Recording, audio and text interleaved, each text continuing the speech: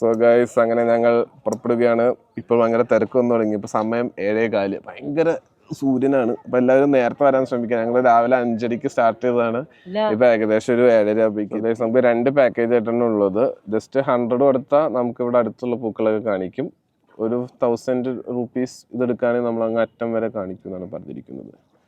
വരുന്ന ഒരു ചേച്ചിയുടെ ഒരു 30 രൂപയ്ക്ക് ഒരു ആമ്പൽ വാങ്ങി. ഇതാ ഞങ്ങൾ 4 പേരും പിന്നെ ഞങ്ങളുടെ കപ്പിത്താൻ സാംസൺ ചേട്ടനും കൂടിയാണ്. അമ്പലിന്റെ അടുത്ത് കൂടെ പണി ഞങ്ങൾക്ക് പൂ പറിക്കാറുണ്ട്. ഇല്ല, അമ്പലിന്റെ അടുത്ത് കൂടെ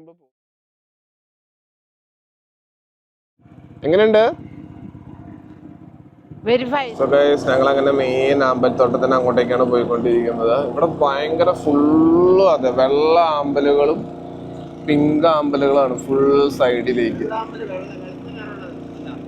ഇവിടെ അത് കളർ പോയതാണോ നല്ല സംശയമുണ്ട്. ഞങ്ങൾ അതിന്റെ മെയിൻ തോട്ടത്തിലേക്ക് അങ്ങനെ ഞങ്ങൾ ഇതാ മെയിൻ പൂവിന്റെ ഉള്ളിലേക്ക് പോവുകയാണ്.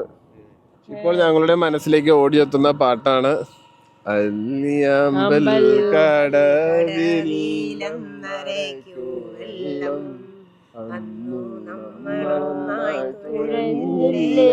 കുറുമ്പൻ വെള്ളം അന്നു നമ്മളുടെ നെഞ്ചിലാകെ അനുരാഗിൻ കരിക്കിൻ വെള്ളം.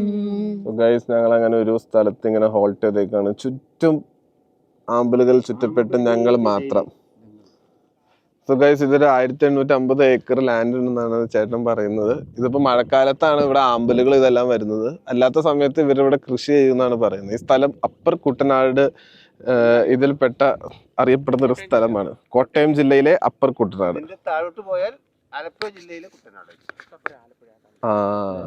അങ്ങ് ദൂരേക്ക് കാണുന്നതാണ് ഗൈസ് ആലപ്പുഴ. ഇത് ഏകദേശം ഒരു ആലപ്പുഴ കോട്ടയം ബോർഡർ ആണെന്നാണ് എനിക്ക് തോന്നുന്നത്. ആണ്. എങ്ങനെയുണ്ടായിരുന്നു? Very nice. I am very happy. Very happy. Very very happy. പൂടിച്ചിട്ട് പറയൂ. ആദ്യമായിട്ടാണ് ഉമ്മ ഇങ്ങനെ ഇത്ര ആമ്പല് കാണുന്നത്?